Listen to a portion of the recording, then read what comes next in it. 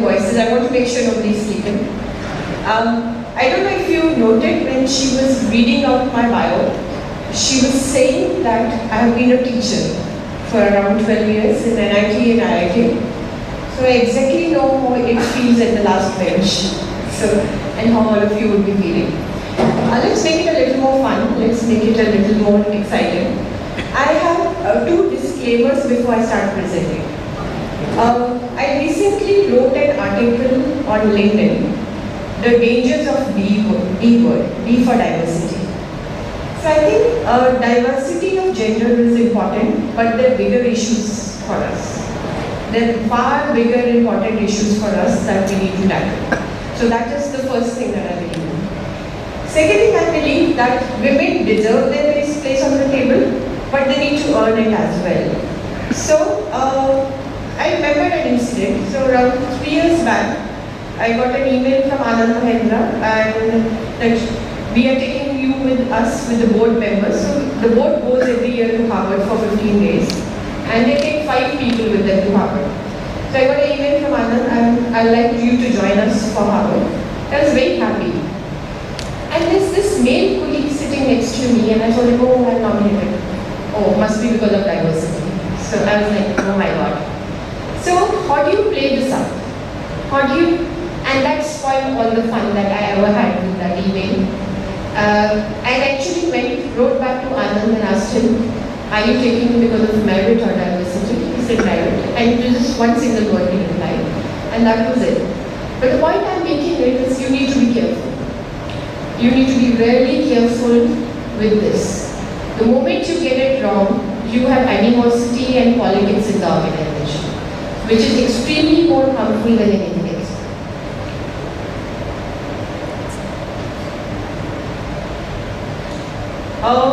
Why? Can you read the slides? Yes, okay. So let's talk about it. Why are there 30% women in India labor force? Women are 48% of the population. Why only 30% women work? Any idea? Why do only 30% women work? What is happening to the rest of 20 to 25% women? They're housewives? Okay. That is what you think. I go back to the Sahaj presentation. Till you don't find out, you don't know. Right? And it was an eye-opener presentation that we extrapolate, thinking that what they'll be doing. Now, labor participation rate, right? In a labor force, how many percentage women are there? And this is all data. I'm going to talk a little bit with the data, and then I come to the softer side. In boards, right? Why are there so many women more in the boards than Scandinavian countries? Because they made an ordinance. They said 35%, but it's still lower than what they said. Norway, Sweden, Finland. But look at India. And if you remove family business out of it, in India the board representation is 0.005%. That means if your father didn't own the family, if you are not on the board by mere virtue of being in the family, then the board representation of women is 0.005%. Why is this happening? I don't have answers. I have a lot of questions. And I have a lot of data. And this is figures, right? Data doesn't lie. So this is real data in front of us. Why should women be there in the leadership roles? I'm reminded of in Japan, right? And I come from an automobile company. Are you aware how many vehicle car buying decisions are influenced by women? What percentage? Any figure percentage? How much percentage of car buying decisions are influenced by women? 80%? Let's get honest, guys. Come on. If you were to buy a car, you'll ask your mom, which car should I buy?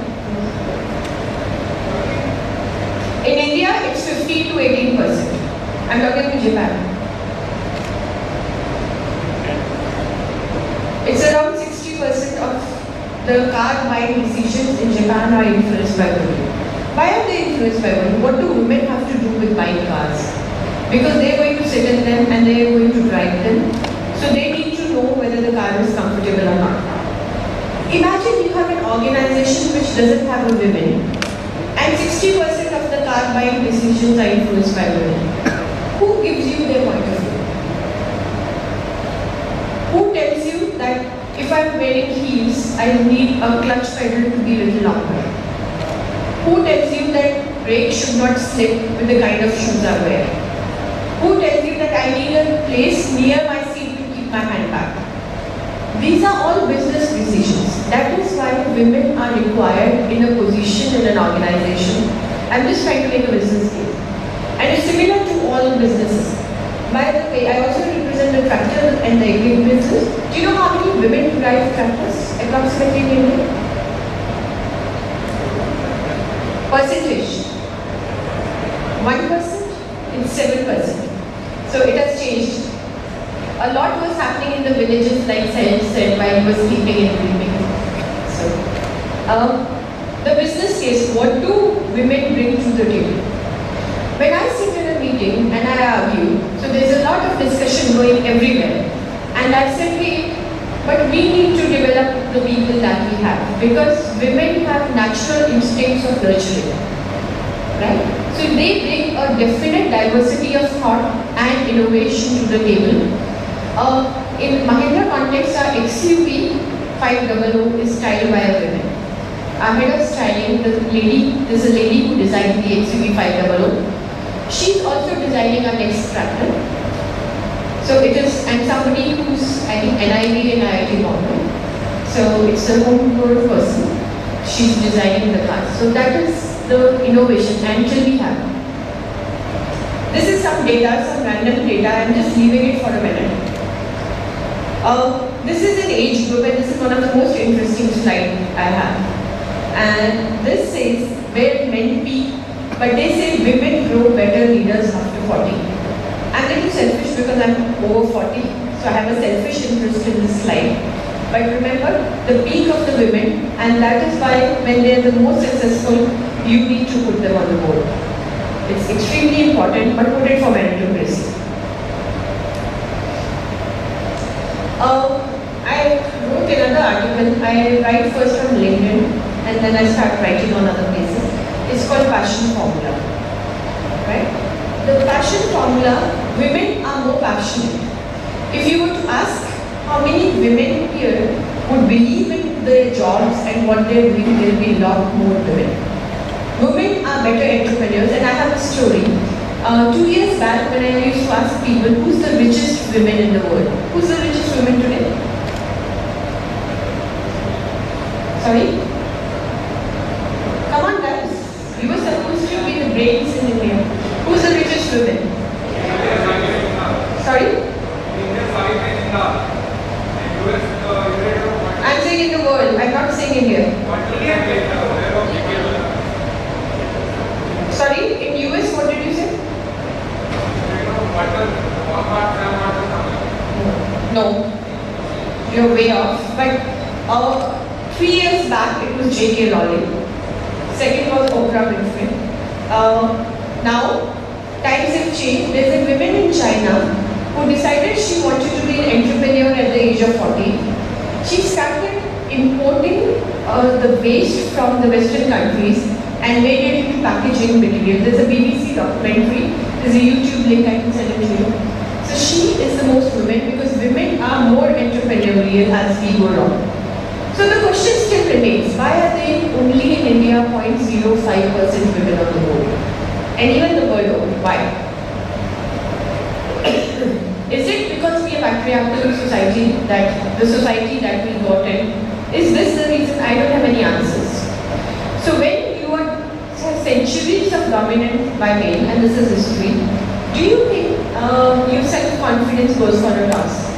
I know for one, when my colleagues go to my boss, the same boss, the ability to ask for a raise or a promotion is much higher. They do it matter of factly. I sweat about it. I cannot go and ask for a raise. I can't say I need 25% increment, why are you giving me 18%? The male counterpart, the other vice president who's with me, he just walks in and tells my boss, just as a matter of, I can't do it. women all over. It's not not an outlier, and the stereotype sample that represent most women.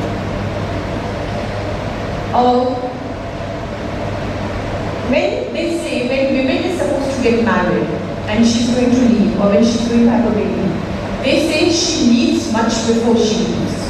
In her mind, she switches off. That puts a dip in her career, and this is possibly reason. There's also extrinsic phenomena that play a lot of role. There's a mini-me syndrome that exists in women, and there are double standards, right? They say that if a woman is successful, she has to be aggressive. She would be liked by her peers. So there's a lot of double standards that come over there. So the question still remains, and I want to stop at this. What can be done? I don't have any answers. A lot of organizations are doing that, but the solution that comes to my mind have to start at grassroots. Why do out of 50% women who graduate in 10th class, only 30% go to engineering colleges? Out of 30% women who go to engineering colleges, why do 15 to 20% go for an MBA? Out of 80% women who graduate out of IIMs, after 3 years, only 80% of the women drop out within 3 years of graduating out of IIMs. Why is this happening? Why are the answers? The answer lies that we have to bring in the grassroots level. If there are no women in shop floor today, you will not have leadership on. You need to put women there on the shop floor. There is a law, but there are very good examples. For example, 2 examples come to me in my mind. Our direct competition, Ashok Leyland, has a full factory in Pantnagar where even shop floor are women. There's a supplier that we work with, which is a big supplier, Anand Group. They're all shop floors women. A lot of people are doing it. But we can't say, we just can't push women to the leadership role directly. We have to bring at the grassroots level, and that is something nobody is considering doing. Instead, what we are doing, we're trying to find women, we're trying to fill quotas, which would never work. That's all. Thank you.